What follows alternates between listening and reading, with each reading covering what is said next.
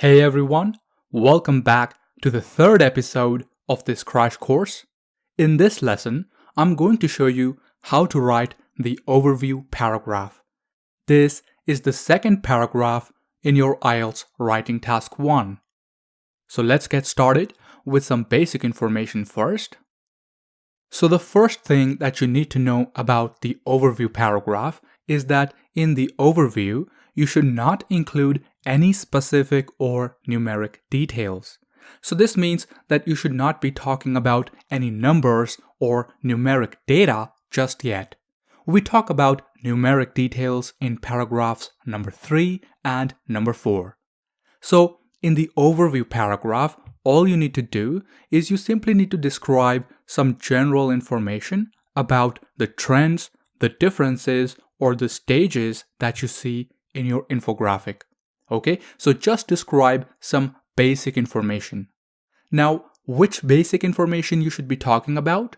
Well, the best way to describe this basic information is to talk about the highest and the lowest data points in your graph or your chart, and if there's a beginning and an end to your graph. For example, if you have data that is plotted over a period of time, then you should also be talking about the starting and the ending data points. So we're going to see an example of how to do this very soon. Next thing that you need to know is that your overview paragraph only has to be 2 to 3 sentences long, and you only have 3 to 5 minutes to finish your second paragraph. Finally, I want you to note that even though you cannot include any numeric details in the overview, it's okay to include dates. So if you need to talk about the dates in the overview in order to talk about the highest and the lowest data points or the beginning and the ending data points, then that's fine. Okay, so it's fine to include dates, but don't start talking about numeric details.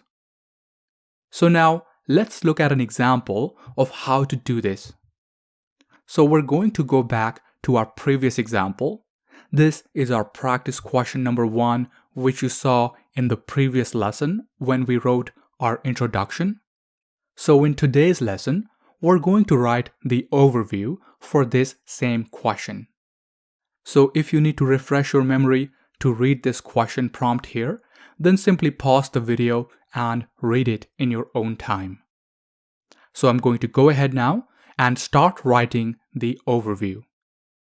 So the first thing that you need to do is you need to look at the starting and the ending data points.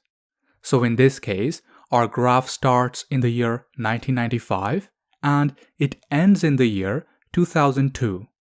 Next, we have to look at the highest and the lowest data points. So let's go ahead and look at the highest and the lowest data points for the year 1995. So here we see that the highest data point belongs to local fixed line calls and the lowest data point belongs to mobile calls.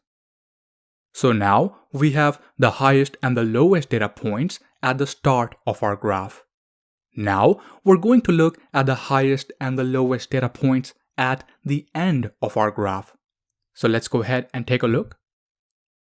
So here we see that the highest data point again belongs to local fixed line calls and the lowest data point belongs to mobile calls. Alright, so now we have all the basic information that we need to describe in our overview. That's all we need to describe. We simply need to describe the highest and the lowest data points at the start of our graph and the highest and the lowest data points at the end of our graph. So now we're going to start writing our overview.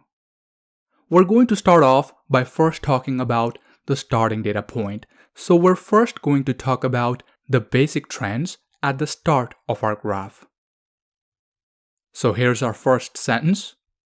It reads, "In general, it is evident that in 1995, local fixed line calls were the most prominent choice, whereas mobiles were the least popular." So here, we're saying that in the year 1995, local fixed line calls were the most prominent, meaning the most popular, whereas the mobile calls were the least popular. So notice that here we have described the basic information for the year 1995 without talking about any numeric details. Notice that we have not tried to estimate what this number is. We have also not tried to estimate this number. We're simply giving the highest and the lowest data points. Done. Now that we're finished with our first sentence, now we're going to describe the highest and the lowest data points at the end of our graph. So here's what our second sentence looks like. By the year 2002, although mobile calls grew in popularity, they remained the least popular choice while local fixed line calls maintained their top position.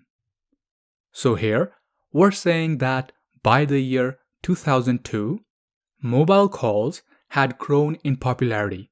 As you can see, starting from the year 1995 up until the year 2002, mobile calls have significantly increased in popularity.